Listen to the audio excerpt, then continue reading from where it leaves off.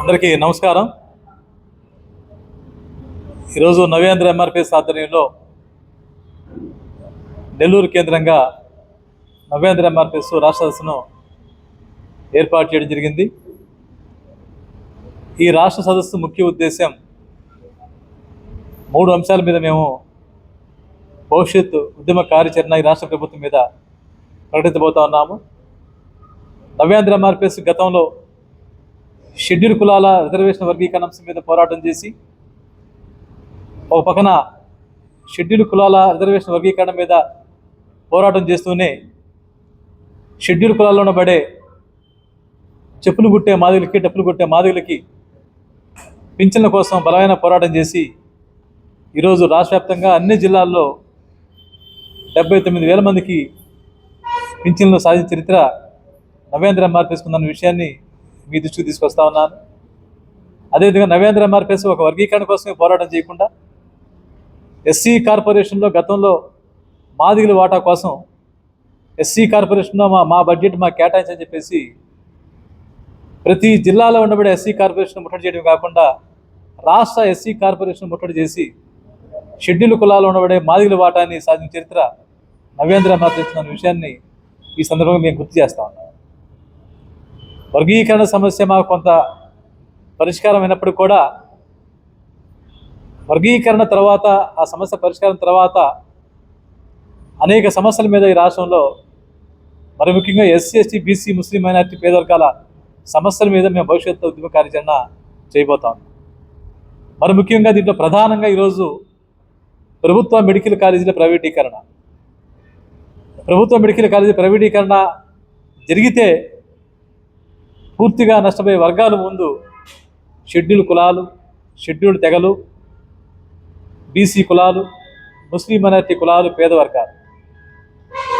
ఏ విధంగా నష్టం మాకు జరుగుతూ ఉంది ఈరోజు. అది ప్రభుత్వ మెడికల్ కాలేజీలో వైద్య విద్య అమలైతే ఎస్సీలకి ఈ రాష్ట్రంలో మాకు రాజ్యాంగం 15% రిజర్వేషన్ మాకు ప్రసాదిస్తే, మెడికల్ కాలేజీలో అది ప్రభుత్వ కాలేజీ అయితే మాకు 15% అంటే 100 ఉద్యోగాల్లో 15 ఉద్యోగాలు, 15 వైద్య విద్య సీట్లు మా మాలామాదిగ బిడ్డలకు, మా షెడ్యూల్ కులాలకి ఇవ్వటం వల్ల 15 మంది ఎస్సీలు డాక్టర్లుగా బయటకు వచ్చే అవకాశం ఉంటుంది. అది ప్రభుత్వ మెడికల్ కాలేజీలు. అదే ప్రభుత్వ మెడికల్ కాలేజీలు అయితే మా బీసీ కులాలు రాజ్యాంగబద్ధంగా వాళ్ళకి విద్యారంగంలో 27% రిజర్వేషన్ ఉన్నాయి.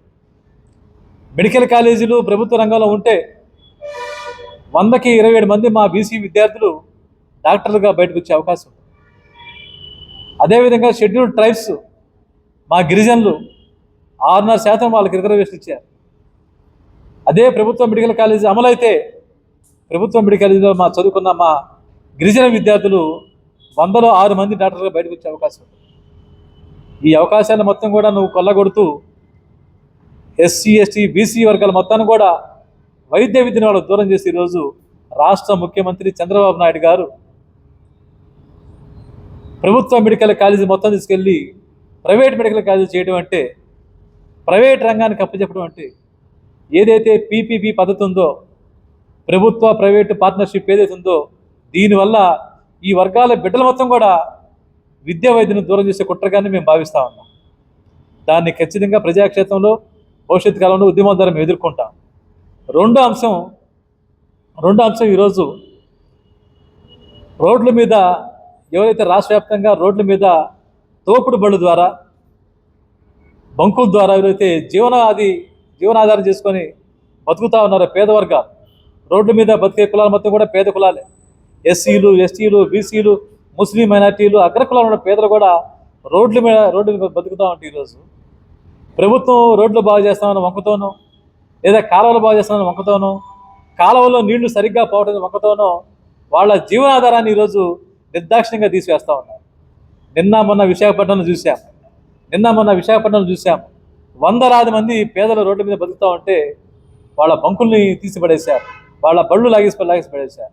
మేము మీ దృష్టిలో తీసుకొస్తా ఉన్నాం. ఈరోజు ఒక తోపుడు బండి ఎట్టుకున్న వ్యక్తిని నువ్వు ఆ బండి లాగి పడేయడం వల్ల అతను ఒక్కడే నష్టపోవట్లేదు. ఆ కుటుంబంలో వాళ్ళు అతనికి బిడ్డలు ఉంటారు, ఆ బిడ్డలు చదువుకుంటా ఉన్నారు. ఆ బిడ్డలు 10th క్లాస్, ఇంటర్మీడియట్, డిగ్రీ చదువుతూ ఉన్నారు. ఆ బిడ్డలకి టెర్మినల్గా 3-4 సార్లు సంవత్సరానికి ఫీజు కట్టాలి. ఇతను బండి పెట్టుకుంటేనే అక్కడ ఫీజు కట్టుకుంటాడు. ఇతను బండి కట్టుకుంటేనే నెలవారీ అద్దె కట్టుకుంటాడు. ఇతను బండి పెడితేనే వాళ్ళ కుటుంబం నడిచే పరిస్థితిలో ఉంది. ప్రభుత్వం నిర్దాక్ష్యంగా అక్కడ బండ్లు తీసేస్తే ఆ కుటుంబం రోడ్డు పడే పరిస్థితి ఉంది. ఆ బిడ్డలు చదువు ఆగిపోయే పరిస్థితి ఉంది. ఆ బిడ్డలు రోజువారీ జీవన విధానం కోల్పోయే పరిస్థితి. కాబట్టి దానికి ఎవరు బాధ్యత వహించాలి? అదేవిధంగా కొంతమంది పక్షవాతంతో కుటుంబంలో బాధపడుతూ ఉంటారు. ఆడవాళ్ళు వాళ్ళ భర్తలు రోడ్డు మీద వ్యాపారాలు చేస్తూ ఉంటారు, రోజువారీ కూలి చేసుకుంటూ ఉంటారు, వ్యాపారాలు చేసుకుంటూ ఉంటారు. చిన్న చిన్న వ్యాపారం రోజు మొత్తం మీద పనిచేస్తే 300 రూపాయలు 100 రూపాయలు వచ్చి వాళ్ళ బతుకులు ఈరోజు చిత్రం చేస్తూ ఉన్నారు. నవ్యాంధ్ర ఎంఆర్పిఎస్గా మేము చెబుతున్నాం, ఒక విశాఖపట్నంలో కాదు, రాష్ట్ర వ్యాప్తంగా అన్ని జిల్లాల్లో ఈ క్రియ జరుగుతూ ఉంది. దీనివల్ల పేద వర్గాల మొత్తం కూడా రోడ్డు మీద వాళ్ళ జీవితం మొత్తం కూడా నాశనం అయిపోతూ ఉంది. తద్వారా ఎవరైతే వాళ్ళ బిడ్డలకి చదివిస్తున్నారో ఆ బిడ్డల మొత్తం కూడా చదువు మధ్యలో ఆపేసే పరిస్థితి కారణమవుతుంది రాష్ట్ర ప్రభుత్వం. చంద్రబాబు నాయుడు ఈ విధానాలని స్వస్తి పలకాలి. మీరు ప్రత్యామ్నాయం చూపకుండా మీరు ఆ పేద వర్గాలు, రోడ్డు మీద బతికే వర్గాలని నువ్వు చిదివేస్తే క్రమంలో వాళ్ళకి ప్రత్యామ్నాయం చూపించి నువ్వు తీసేయకుండా వాళ్ళ జీవన విధానాన్ని, జీవన ఆధారాన్ని, రోడ్డు మార్జిన్లో బతికే వాళ్ళ జీవన విధానాన్ని అడ్డుకునే హక్కు నీకు ఎవరిచ్చారు చంద్రబాబు అని చెప్పి మేము అడుగుతున్నాను. దానికోసం నవ్యాంధ్ర ఎంఆర్పిఎస్ రాష్ట్ర వ్యాప్తంగా భవిష్యత్తు పోరాటం చేయబోతాం. మూడో అంశం సచివాలయ వ్యవస్థ. ఈరోజు సచివాలయ వ్యవస్థ ద్వారా రాష్ట్ర ప్రభుత్వంలో ప్రతి గ్రామంలో వాళ్ళకి సంక్షేమ పథకాలు అందుతూ ఉన్నాయి. ఈ అందే క్రమంలో వృద్ధులు, వితంతువులు, వికలాంగులు, పేదవాళ్ళకి దాదాపుగా గ్రామంలో 100 మంది ఉంటే దాదాపుగా 60-70 మంది వికలాంగులు, వృద్ధులు, వితంతులు పింఛన్లు తీసేసింది ఈ ప్రభుత్వం. ఎవరు మాట్లాడలేకపోతున్నారు. వాళ్ళు బలహీనంగా ఉన్నారు, వాళ్ళు ఎవరు మాట్లాడట్లేదు. సచివాలయంలో పేద కుటుంబాలకి రేషన్ కార్డులు దాదాపుగా 1,00,000 రేషన్ కార్డులు తీసేశారు. 2-3 లక్షల పైనే ఈరోజు పింఛన్లు ఆపేశారు. ఇవన్నీ కూడా కావాలనే ఉద్దేశంతోనే రాష్ట్ర ప్రభుత్వం వాళ్ళ ఖజానా ఖాళీ ఉండటం వల్ల సంక్షేమ ఫలాలు అలువుగానే హామీలు ఇవ్వటం వల్ల, బడ్జెట్ లేకపోవడం వల్ల, బడ్జెట్ లేదని తెలుసు, సంక్షేమ ఫలాలు పూర్తిగా అమలు చేయాలని తెలిసి కూడా రాష్ట్ర ప్రభుత్వం పేదలను మోసం చేస్తూ వాళ్ళ సంక్షేమ పథకాలు అమలు చేస్తామని చెప్పేసి ఈరోజు ఎస్సీలని, ఎస్టీలని, బీసీలని, గ్రామాల్లో ఉండే పేద వర్గాల్ని మోసం చేస్తూ ఉన్నారు. ఆ మోస విధానంపై నవ్యాంధ్ర ఎంఆర్పిఎస్ పోరాటం చేయబోతా ఉంది భవిష్యత్తులో. ప్రభుత్వ ఆసుపత్రులు ఈరోజు ఒక పేదవాడు హాస్పిటల్కి వెళ్తే కనీసం స్ట్రక్చర్ కూడా ఈ పేషెంట్లకు బంధువులే మోసుకెళ్లాల్సిన పరిస్థితి వస్తుంది.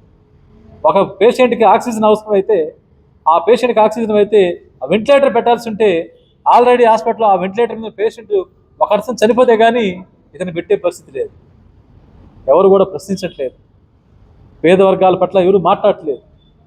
ఈ సమాజంలో ఈ వర్గాల పట్ల ఎవరు మాట్లాడిపోయినా నవ్యాంధ్ర ఎంఆర్పిఎస్ రాష్ట్ర వ్యాప్తంగా భవిష్యత్తు ఉద్యమ కార్యాచరణ రాష్ట్ర ప్రభుత్వం మీద ప్రకటించబోతా ఉంది. అందుకోసమే రాష్ట్ర ముఖ్యమంత్రికి, చంద్రబాబు నాయుడు గారికి, కుటుంబ ప్రభుత్వానికి నెల్లూరు కేంద్రంగా, ఈ రాష్ట్ర సదస్సు కేంద్రంగా మేము హెచ్చరిక చేస్తూ ఉన్నాము. మీ విధానాలను మార్చుకోకపోతే భవిష్యత్తులో పెద్ద ఎత్తున ఉద్యమిస్తామని చెప్పి మేము తెలియజేస్తాము.